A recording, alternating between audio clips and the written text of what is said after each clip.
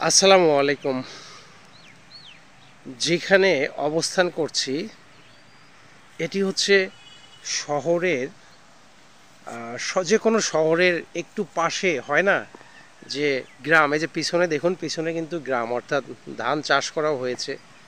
তারপরে কিন্তু এর মাঝে কিন্তু বিল্ডিং নির্মাণ করা হয়েছে। দেখুন এই যে ঘুরে ঘুরে আমি দেখাচ্ছি বিল্ডিং, এর মাঝেই বিল্ডিং। তো শহরের সাইডগুলো বলা চলে আর কি, শহরের সাইডগুলো এটি প্রতিটি শহরেরই, প্রতিটি জেলা শহরেরই সাইডে এরকম ভাবে জমি বিক্রি হয় এবং সেখানে বসত গড়ে তোলা হয়, সুন্দরভাবে বিল্ডিং নির্মাণ করা হয়। তো বরাবরই আমার এই জায়গাগুলো, এই টাইপের জায়গাগুলো খুব ভালো লাগে। এগুলো হচ্ছে শহর গ্রাম মিশ্রিতভাবে থাকে আর কি, যেখানে আপনি আপনার প্রকৃতির যে একটা স্বাদ পাবেন। এবং শহর এই রকম জায়গায় থাকলে শহর 5 মিনিট লাগবে শহরে প্রবেশ করতে। শহরের কোলাহল থেকে আপনি কাজকর্ম সেরে আবার সেই শহরের যে উপশহরগুলো বলা চলে, যেখানে যে গ্রাম এবং সুন্দর আবাসিক, সুন্দরভাবে কাঠামো নির্মাণ করা হয়েছে, এখানে আসলে আপনি বিল্ডিংয়ে থাকবেন, অ্যাটাচড বাথ কিচেন সব কিছুই পাবেন। আবার বাইরে বেরোলে প্রকৃতির যে একটা সৌন্দর্য, পাখির কিচিমিচি ডাক, সব কিছু পাবেন। সব কিছু মিলে এই ধরনের পরিবেশগুলো সত্যি অসাধারণ, মনোমুগ্ধকর। বিশেষ করে আমার কাছে, আমার বরাবরই খুবই ভালো লাগে। তো সেই ভালো লাগা থেকেই এখানে আসছিলাম যে একটি রুম দেখার জন্য, মানে বাসা ভাড়া পাই কিনা।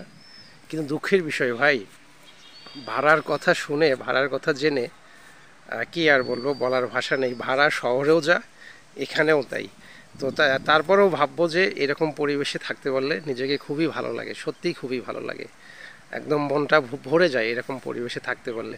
হ্যাঁ, হয় যে বাচ্চাদের পড়ালেখার একটু ব্যাঘাত হয়, তবে শহর থেকে খুব বেশি দূরে নয় এরকম পরিবেশগুলো, এটি প্রতিটি জেলা শহরেই থাকে। তো বন্ধুরা, আমার ভিডিওটি দেখে অনেকেই ভাবতে পারেন বা অনেকেই বলতে পারেন যে এরকম পরিবেশে থাকলে তো বাচ্চাদের পড়ালেখা হবে না। একেবারেই ভুল। কারণ এখন পড়ালেখার পরিবেশ সবখানেই আছে। আর এগুলো তো হচ্ছে শহরের খুব বেশি ভিতরে না, মানে বাহিরে না, খুব বেশি দূরে না। শহর থেকে 5 মিনিট হেঁটে গেলে 10 মিনিট এরকম দূরত্ব হয়।